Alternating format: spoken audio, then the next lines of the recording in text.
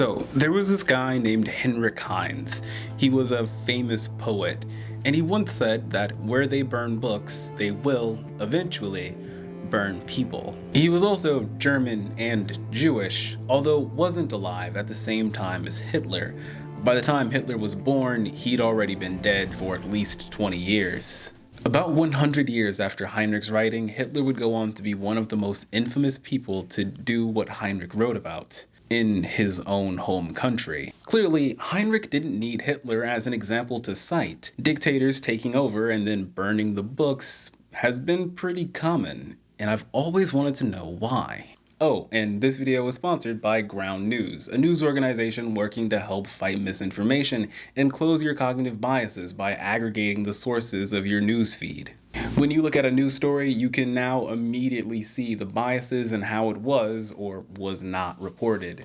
More on them later. Hitler, Stalin, Lenin, Mao Zedong, Mussolini. When the Vikings were invading the British Isles, one of the very first things they did was burn the libraries. Even the Mongols invaded Baghdad and then destroyed the House of Wisdom. But it's not just dictators and invasion. During slavery, if you so much as knew how to read, you could be put to death. So one of the very first things that I was wondering about is what kind of books get burned? Now, the obvious answer is that dictators burn books that contain ideologies that go against their own, a flamboyant form of censorship. While this is true, most of the books that get burned are novels. Which is weird because if I were a dictator, I would look for books titled How to Overthrow a Totalitarian Regime in 10 Easy Steps.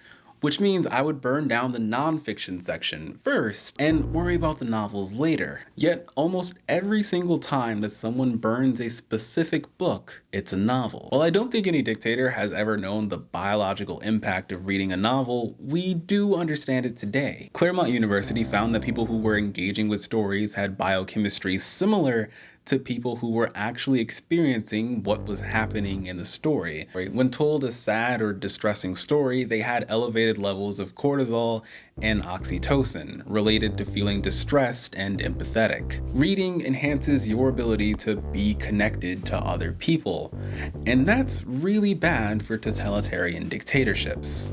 But more on that point later. When I was a kid in high school, I was taught that slaves were kept from reading because if you know how to read, you can better navigate the world, and it would make it much easier to escape captivity. This is true in part. Frederick Douglass, former slave turned abolitionist / most photographed man of the 19th century, his most famous quote was probably saying that knowledge makes a man unfit to be a slave. But he's also quoted as saying that he didn't know how miserable he was until he learned how to read. Reading doesn't just teach people how things work, it also teaches them how it could work, or how it's not working. If you've been taught your entire life that you were born to be a slave, yet you learn something to the contrary, that's a problem for the people enslaving you. If you live in North Korea and you learn that basically every other human being on the planet is better off than you, that's an issue for Kim Jong-un. Dictators need ignorance. For instance, if you're in North Korea, then it's near complete ignorance of outside forces, along with inside propaganda that the life you're living is actually your best life. When people begin to realize what life could be like, despite tremendous consequences, they're more likely to defect. If you and your countrymen were to come to that conclusion around the same time, then there's the possibility of a revolt. You may be familiar with this photo. Hitler just concluded a speech and the people are rising to salute him. Except this man.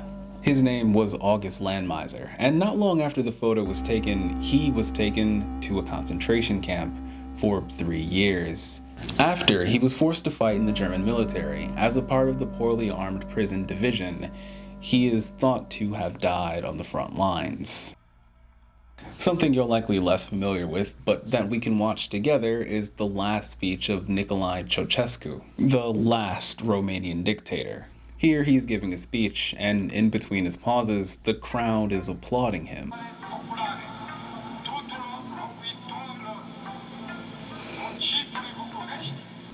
Everything appears to be going normally, and then, all at once, the crowd erupts.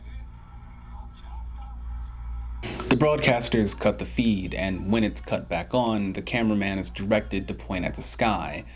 Within 4 days of this event, Nikolai would be sentenced to death. Those who were there say that one guy started booing, and then we all did. Within seconds, people were rushing the building with rifles drawn. If you're just one person and you disagree with the government, it doesn't really matter. You're incredibly easy to get rid of. It's not going to hurt the workforce, and it probably won't make national news. But if a large assembled crowd of people find out all together that they don't like what's going on, it's much more difficult to deal with. It's what's known as the common knowledge problem. You might know that you don't like what's happening, and your neighbor might know the exact same thing. But it's difficult to know that your neighbor knows. Depending on where you are, simply asking them might be the most dangerous thing that you could do. This degree of control leads to what is known as preference falsification, where everyone thinks that everyone else is in favor of what's happening around them, even if they themselves aren't. And this seems to be why they burn the books. The more cognitive blind spots you have, the more you need to be dependent on some all-powerful external force to lead you. However, you can decrease your cognitive blind spots by using ground news. You can look at your most followed Twitter accounts or look at your own Twitter accounts and automatically analyze what direction the news sources that you interact with lean. Ironically, it is literally called the blind spotter. You can even use the app to analyze the bias of individual news stories or entire news outlets. Ground News is also the only app I know of which doesn't use an algorithm that's designed to feed you information that you'll probably like. Ground News uses an algorithm that's not even attached to your browsing history. It shows you stories because those stories are relevant, not because you'll probably agree with them. And you can use my link in the description below to join 150,000 other people and help support this channel. And until next time, thanks for watching.